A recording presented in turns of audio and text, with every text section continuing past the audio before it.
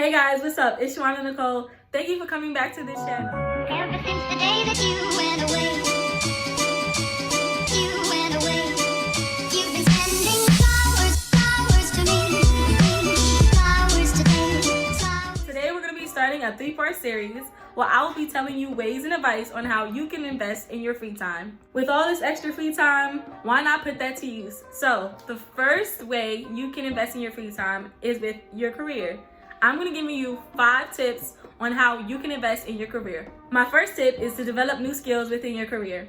For example, I'm a teacher's assistant, and so a way I can develop new skills within my career is to look up ways I can manage a class better, or to look up some websites that my students might be interested in, both fun and academically. Taking this time to develop your new skills will help you when your job may be coming back, or you might be starting a new job in the future.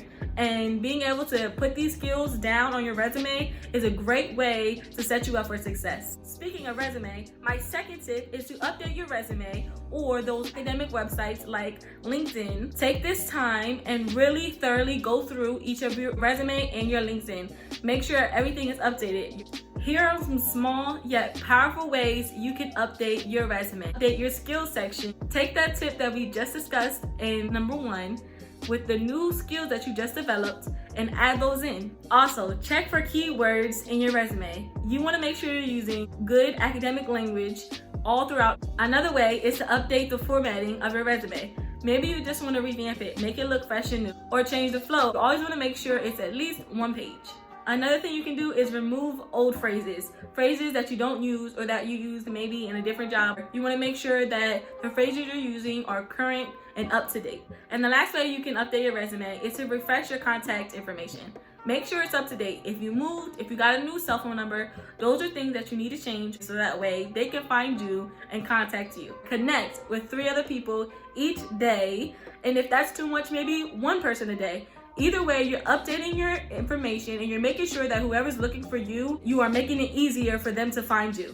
Now let's get to tip number 3. Research that startup business you always wanted to start up. Everything I needed to know about YouTube. I took my time with it. I took a break. I came back to it. I made sure this is something I really wanted to start, so I put the time and research into it so that way it can be successful. You have plenty of time. Why not start that?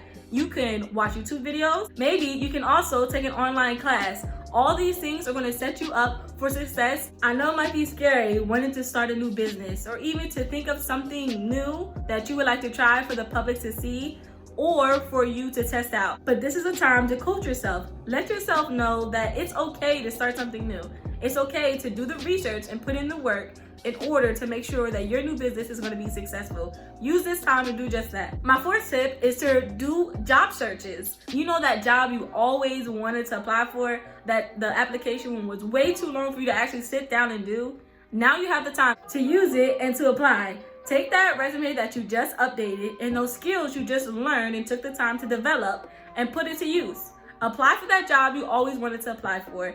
Make sure you are looking through different search engines like Google or Indeed to find that job you're looking for. Even if you already have a job and you already are in the career of your dreams, it doesn't hurt to always have a backup plan. Look up some other jobs or different ways you can use your skills that you have in your career now and where you can see fit in other avenues, so that way you always have a backup plan to be successful. There's a lot of things changing in our society, and one of those things is that people are having more than 1 job or more than 1 stream of income. One way you can add to your income is to start up a new business. I have 2 jobs. I have my main career job and I have a part-time job. That way I know I'm successful. I have money to pay all my bills, to pay for everything I need to, and money for savings. A bonus tip, make sure you're saving as much as you can. My last and final tip number 5, make sure you use this time to take a break. It's time to unwind, to recenter, to find that passion again, to find the passion you maybe have lost during your career. Maybe it's just been a stressful time or it's a stressful environment. I know sometimes I can feel that way. You can use this time to do the things that you love to do that make you happy, so that way when it's time for you to get back to your job or to continue your job, you'll be up, ready, and refreshed to start and be successful. Some ways I take a break from my job is to dive into my favorite Netflix show or Netflix series.